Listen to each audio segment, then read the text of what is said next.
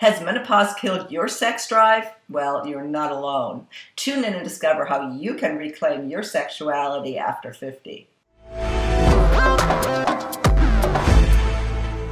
Hi, and thanks again for tuning into Second Act TV. We have a special treat for you today. I'm so happy to welcome Stacey Berkheimer back to the program. Stacey, thank you for joining us.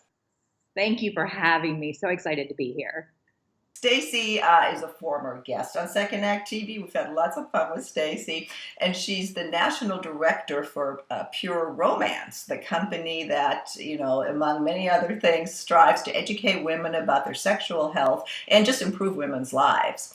So, Stacey, as you know, on Second Act, we talk to the 50 plus, the menopausal group of women who we have a lot of issues at this time, one of which is that we don't enjoy sex, or at least a lot of us bring a lot of issues to the bedroom. And we kind of want to discuss what you hear in the field and how you counsel and help women rediscover sensuality after 50. Oh, I'm so excited. This topic to me is so important. It's always so amazing to me that we still are talking, we still don't have those open conversations to talk about the different issues, situations that we have. And I think society has never made sex very easy for us, period, right? So it's always been something very shameful. And if you enjoyed it, there were names that they would call us, but as we grow older, our bodies change. And society has treated it, even doctors have treated it like, well, that's just part of aging for women. The vaginal dryness, the inability to have orgasms. But I do believe with the right education, we can have longevity with our vaginas and our sex lives for a really long time. So I hope to open some minds today. Well, that's exactly what we want to do. We want to dispel that myth that your sex life, goes down the tube, so to speak, after 50. It is not. That is totally unnecessary. So what is the first step? I know that, in Patty's book, I was kind of perusing it, and she said that really you have to get back in touch with yourself. Tell us about that. I do believe that for most women, especially women that are, coming up under their 50s, over 50, society has never allowed us to explore and enjoy. So I believe that getting in touch with yourself, not relying on the partner to tell you what feels good, is the first step. And that's, that's education, even just understanding your body. What is your clitoris? What is a vulva? What is a vagina? The questions I get from grown women that haven't even really looked at their body parts is amazing to me. So I do believe that the first step is getting in touch. It's okay. It's yours, right? It's supposed to feel good. And so take some time to explore yourself. Really what we're talking about, quite frankly, is giving yourself permission to masturbate.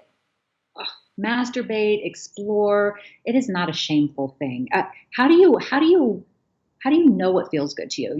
If vibration doesn't necessarily have to be hiding in a closet. Vibration brings healthy blood flow to the sex organ, so it helps bring those nerve endings closer, so you can tell what feels good to you. And one of the things that kills your sex life is painful sex. I mean, if that's what you're experiencing, especially with in a long-term marriage, or if you get back out after a long-term marriage or after a long time not having sex, how do you advise women? Or I know I went through that stage where utilizing a lubricant, it was almost something you wanted to hide because it meant that there was something wrong with you. Do other women feel like that? Absolutely. Even a lot of partners are intimidated by lubrication. So I think the first thing is understanding. It is,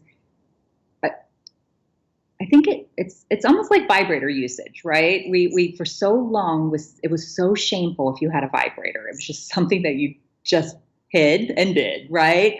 The same thing is with lubrication.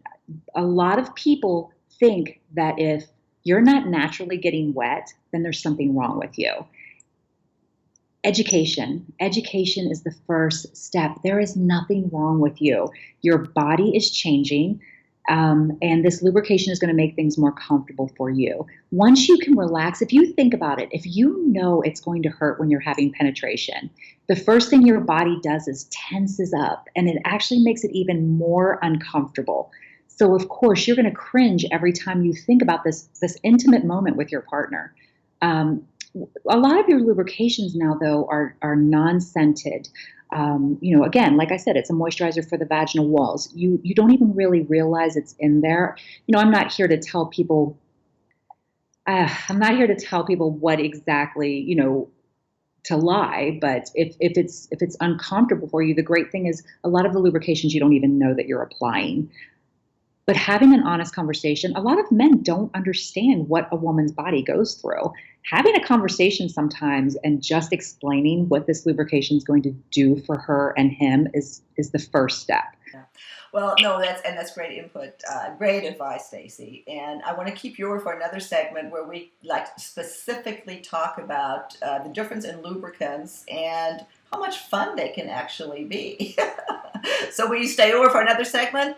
I would love to. You don't go down a water slide without water, right? So lubrication is so important. Okay, we'll see you in a minute. Thanks. Thanks.